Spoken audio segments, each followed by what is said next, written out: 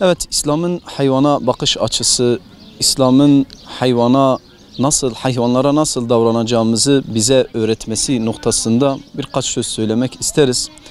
Tabii ki Peygamber Aleyhisselatü Vesselam Arap Yarımadası'na gelmeden önce, peygamber olarak gönderilmeden önce Arap Yarımadası'na ve onun çevresinde ve genelde de dünyanın durumuna baktığımız zaman bırakın hayvana bakış açısı, insana bakış açıları bile hiçbir şekilde iyi değildi. Hatta bazı milletler, bazı toplumlar şu an medeni olduklarını iddia ettiğimiz bazı toplumlar kadında ruh var mıdır yok mudur tartışmalarına girmişler. Fakat Hz. Muhammed Mustafa Aleyhisselatü Vesselam kendi kız çocuklarını diri diri toprağa gömen bir topluma geldi ve insanın hiçbir değeri olmadığı bedevi insanlara, çöl insanlarına, çölde yaşayan insanlara geldi, onlara medeniyeti öğretti. Ve öyle bir şekilde geldi ki Allah-u Teala وَمَا أَرْسَلْنَاكَ إِلَّا رَحْمَةً لِلْعَالَمِينَ ayeti kerimesiyle ya Muhammed sen bütün alemlere rahmet olarak gönderildin.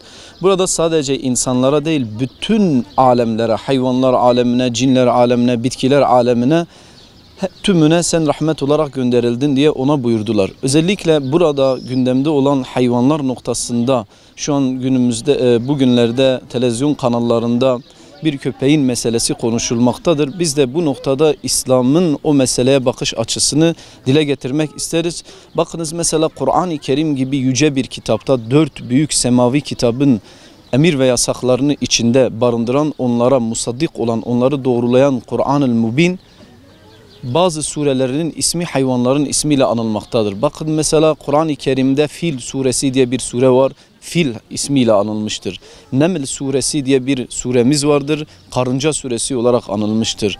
Nahl suresi diye bir suremiz var. Arı suresi diye anılmıştır. Aynı şekilde Rabbimiz Kehf suresinde Ashab-ı Keyfi mağara arkadaşlarını zikretmekte ve mağara arkadaşlarını zikrederken onların yanında bulunan kıtmir köpeğinden de bahsetmekte ve direkt lafzi olarak da Kur'an-ül Mubin'de Rabbimiz kıtmirden bizlere kelb olarak bahsetmektedir. Bu noktada İslam'ın hayvana bakış açısı böyledir. Bakınız mesela bizler yine hayvana bakış açımız yusebbihu lillahi ma fis semavati ve ma fil ardi ayetiyle baktığımız zaman yerlerde ve göklerde olan her şey Allah'ı tesbih eder. Ve eğer ki hayvanlar da yerlerde yaşayan hayvanlarsa, göklerde yaşayan hayvanlar varsa onların da Allahu Teala'yı tesbih eden, Allahu Teala'yı zikreden hayvanlar, varlıklar olarak onları da aynı şekilde görmekteyiz. Tabii ki İslam dininin hayvana ve bütün mahlukata bakış açısı Peygamber Aleyhisselatü Vesselam'ın bizlere hadis-i şeriflerinde buyurduğu gibi İnnallâhe ketebel ihsâne ala kulli şeyin. Allahu Teala iyilik yapmayı her şeye yazmıştır. Bakın hayvan noktasında ise şöyle buyururlar. İza zebahtum fe ahsinu zibhate. Eğer bir hayvanı keserseniz o hayvanı ne yapınız? En güzel bir şekilde kesiniz. Ve iza qateltum fe ahsinul qitlete. Eğer bir hayvanı öldürürseniz zararından dolayı onu en güzel bir şekilde ne yapınız? Öldürünüz, ona acı çektirtmeden ve vel yuhidde ahadukum şafratehu vel yurih zebihate. Sizlerden biri hayvanı kestiği zaman bıçağını sivri etsin ki hayvanına ne yapmasın? Zarar vermesin. Yine Peygamber Aleyhisselatü Vesselam'ın hayatına baktığımız zaman Peygamber Aleyhisselatü Vesselam'ın döneminde bir deve hikayesini hepimiz biliriz. O devenin Peygamber Aleyhisselatü Vesselam'a gelip sahibini şikayet etmesi, ona yükünden fazla yüklemesi ve onu aç bırakması noktasında Peygamber Aleyhisselatü Vesselam'a gelip şikayette bulunuyor deve ve Peygamber Aleyhisselatü Vesselam şöyle bütün insanlığa ve bütün varlıklara hitaben şu hadis-i şeriflerini söylüyor. İttakullaha fi hadihil behaimil mu'ceme. Bu konuşamayan hayvanlar hakkında Allah'tan korkunuz. Ferkebuha salihaten. Onlara yükünden fazla yük yüklemeyiniz. Vekuluha salihaten ve onları en güzel bir şekilde yiyiniz. Kestiğiniz zaman en güzel bir şekilde kesiniz. İslam'ın bu noktada hayvana bakışı bu şekildedir.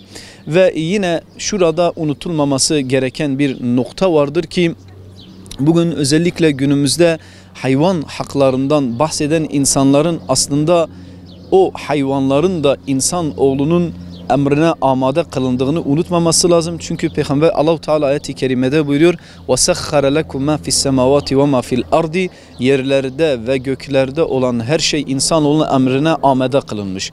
Burada hayvanlar da, bütün bitkiler de, her şey insanoğlunun emrine amade kılınmış. Ve insanoğlunun emrine amade kılınan bir hayvan için bugün yüz binlerce insan sokaklara dökülüyorsa, o insana amade kılınan insan için bugün neden sokaklara dökülmüyorlar? Neden bugün ölen çocuklar için bir haykırışta bulunmuyorlar? Neden bugün İslam ülkelerinde ve farklı ülkelerde küçük çocukların dahi yaşam hakkı tanınmadığı, bugün ayılan bebeklerin suda boğulan, denizlerde boğulan ayılan bebeklere için neden sesleri çıkmıyor? Veya neden bugün sularda, deniz sularında boğulan o küçük yavrular, körpe filizler için neden onlar ses çıkarmıyor? Bugün Avrupa'da, Avrupa sınırlarında bir anne kendi çocuğunu almış kucağında hayata koşarken ona çembel takan Avrupalılar, o Avrupalıları neden kınamıyorlar? Neden sokaklara çıkmıyorlar? Annesinin kucağında bir kız çocuğu varken annesine çembel atıldığı zaman neden sokağa çıkmadılar? Ki Rabbimiz ayet-i kerimede buyuruyorlar: لَقَدْ خَلَقْنَا الْاِنْسَانَ فِي اَحْسَنِ تَقْوِيمٍ Andolsun ki biz insanı en güzel bir şekilde yarattık. Tabii ki Allah-u Teala bütün mahlukatı güzel bir şekilde yaratmıştır. Bugün bir köpek olabilir, bir hayvan olabilir, farklı hayvanlar olabilir. Allah-u Teala onları güzel bir şekilde yaratmıştır. Fakat insan ise bu yaratılanların içinde en güzel şekliyle yaratılan varlık olarak Allah-u Teala insanı bizlere ne yapmıştır? İnsanı bizlere bildirmiştir. O açıdan o zaman insana kıyımlar varsa, insanın hiçe sayıldığı bir dönemde, bir zamanda yaşıyorsak, o zaman bizler bugün dünya üzerinde ölen çocuklar, öldürülen çocuklar, kıyılan çocuklar için daha fazla meydanlarda olmamız gerekmektedir.